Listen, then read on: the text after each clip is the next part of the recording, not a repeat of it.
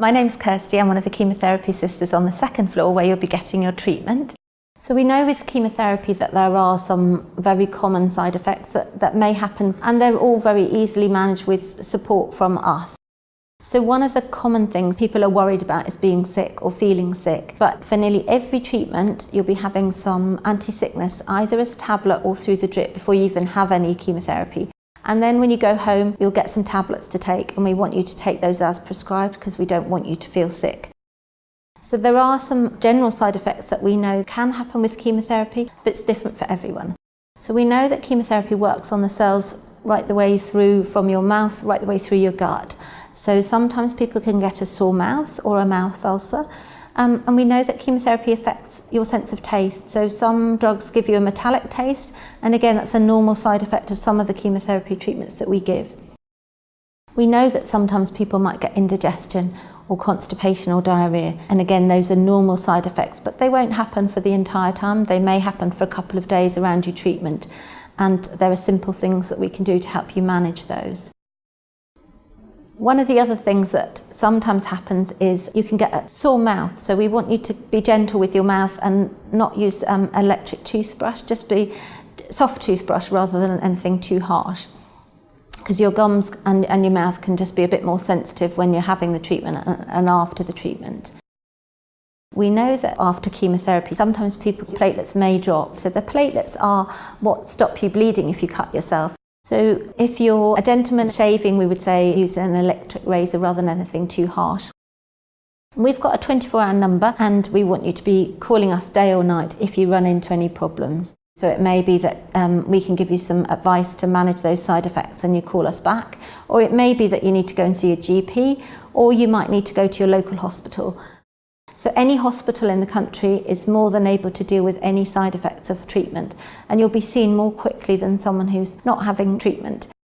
The other thing we want you to do is get a thermometer.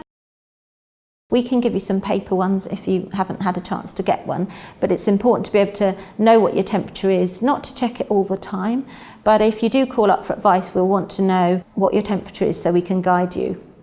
So these are the red flags, if you like, are the really urgent things that you need to call us about day or night.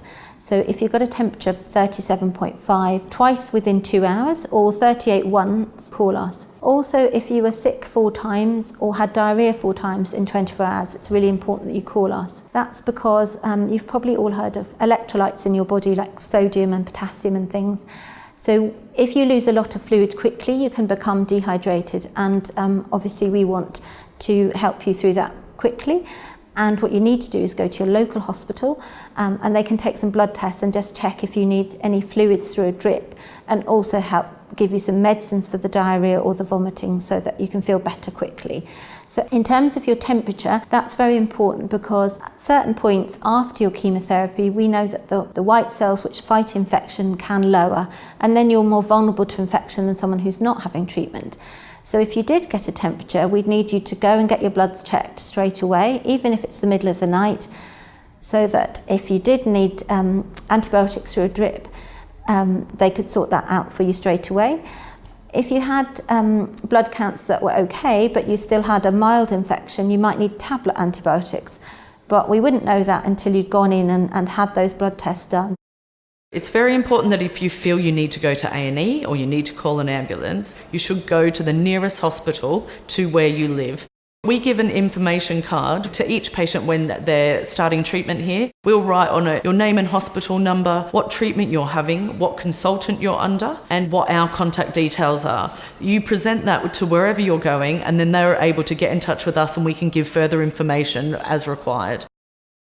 Other red flag symptoms would be if you've got a lot of mouth ulcers affecting your ability to eat and drink normally, because that can affect your electrolytes and your fluid balance. And also we don't want you to be in pain, and mouth ulcers can be very painful.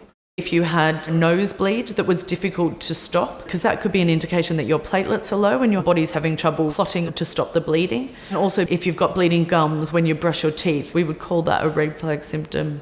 If you find that you're having any episodes of flu-like symptoms or shivering, it may be that you are on the way to getting a temperature. Even if you're not sure, it's important to call us so that we can advise you. Hair loss is a side effect of chemotherapy. For some treatments we can offer something called scalp cooling. Now the idea behind that is it makes your head very cold so the chemotherapy doesn't get to your scalp. And it's like a gel filled hat that we connect to a machine that's got a pump attached to it.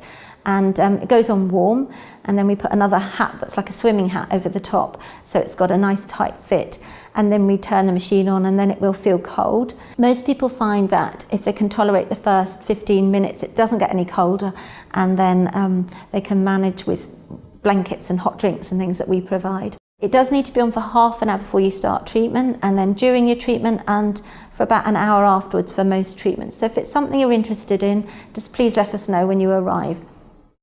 Tiredness or fatigue is a very common thing that people experience during and after chemotherapy. There are lots of different ways to help you manage that, but nowadays we find people manage much better if they get up and about and try and do some of your normal routine. There are certain times where you're going to be feeling a bit more tired than normal, so maybe for a couple of days around the treatment. And then if you're having treatment, say once every 3 weeks, there might be around the 10-day mark when your blood counts may be a little bit low, that you might be feeling more tired. So you might need to rest a bit more then. But if you're feeling really tired for the whole time, we'd want to know about that, because we may need to think about changing the doses of your treatment just so that you feel better with the treatment that you're having. So the aim of treatment is we give you the best treatment, but with the minimum side effects. And that's why you come back and see the doctors and the nurses and the pharmacists every cycle of treatment, so we can change things around as necessary. Sometimes people find that sleeping is a problem during treatment for all sorts of reasons. One of the simple reasons being that we use steroids in differing doses, partly as an anti-sickness and sometimes for your treatment. So simple tips about when to take them early in the day and things like that will help.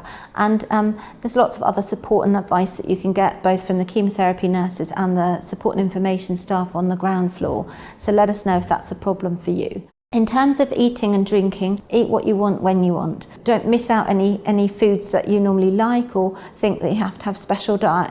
We know that your sense of taste may be affected for a short while. We do find people might be off-put by a big meal 3 times a day, but having small meals regularly is really important. And if you can drink plenty of fluids, it really helps. That just helps flush your chemotherapy through, and if you're not managing to eat very much, it helps as well. We don't want you to get dehydrated. But if you're really struggling, let us know and we can give you some advice or get some supplements ordered from your GP or refer you to a dietitian.